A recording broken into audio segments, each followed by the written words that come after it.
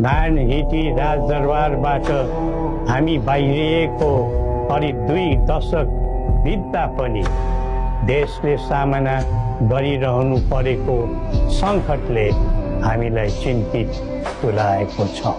हिजो देश नबनेकोमा चिन्ता थियो, आज देश नै नबच्ने हो कि भन्ने निराशा पैदा भएको छ। भाषण अनि जादु वा चमत्कारले यो देश बनेको होइन र बन्दैन पनि।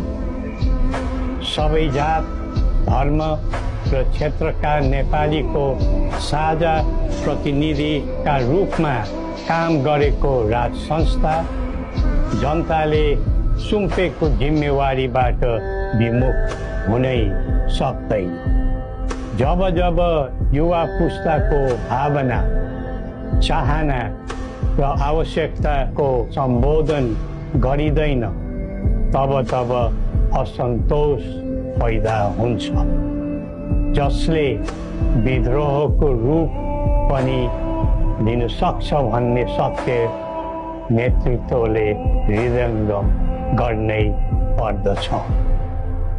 नेतृत्वले पटक पटक युवालाई प्रयोग मात्र गर्ने तर उनीहरूको आवश्यकता बुझेर काम नगर्ने प्रवृत्तिले युवामा असन्तोष जन्मेर देशमा जनधनको हानि भयो।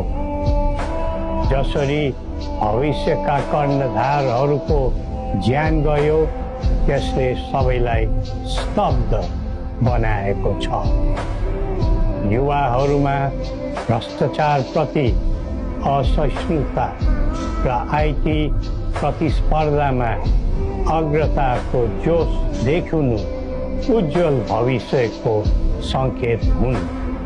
अन्तमा जनता र राजाले एकीकरण गरेर निर्माण गरेको नेपाल राष्ट्रको समग्र हितलाई आत्मसात गर्दै सबल राष्ट्र बनाउने महान कार्यमा सबैलाई जुटाउँ र नेपाललाई फेरि उठाउँ।